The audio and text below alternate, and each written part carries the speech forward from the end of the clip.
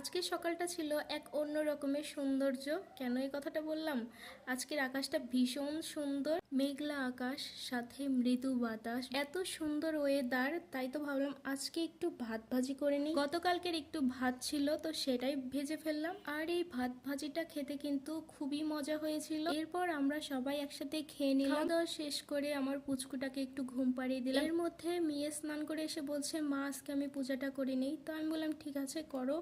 তো তারপরে আমি রান্না করতে চলে আসলাম। বছরের প্রথম গতকাল সজিনা ডাঁটা নিয়ে আসছে। ওর বাবা বলছিল সজিনা ডাঁটা সর্ষে বাটা খাবে, তো সেটাই রান্না করলাম।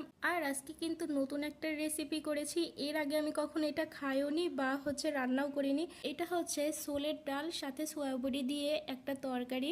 তো এই তরকারিটা কিন্তু খুবই টেস্টি হয়েছে। যেহেতু এই প্রথম আমি রান্না করেছি, তারপরেও অনেক টেস্ট হয়েছিল। তো খাওয়া দাওয়া শেষ করে একটু সময় বসেছিলাম। এরপর মেয়ে বলছিল যে মা একটু শশা মেখে দাও। তো তারপরে কেটে মেখে ওর সাথে আমিও একটু খেয়ে নিলাম। এরপরে চলে গেলাম ছাদে। আর ছাদে গিয়ে দেখি যে গাছে জল নেই। তো তারপরে মনে হলো যে ওর বাবা হয়তো বা জল দেয়নি, সবসময় ওর বাবাই জল দেয়। তো তারপরে গাছে জল দিয়ে দিলাম। এদিকে সন্ধ্যা হয়ে গেছে। তো তারপরে বাসায় এসে জামাটা চেঞ্জ করে হাত মুখ ধুয়ে ফ্রেশ হয়ে তারপরে সন্ধ্যা পূজাটা করে নিলাম।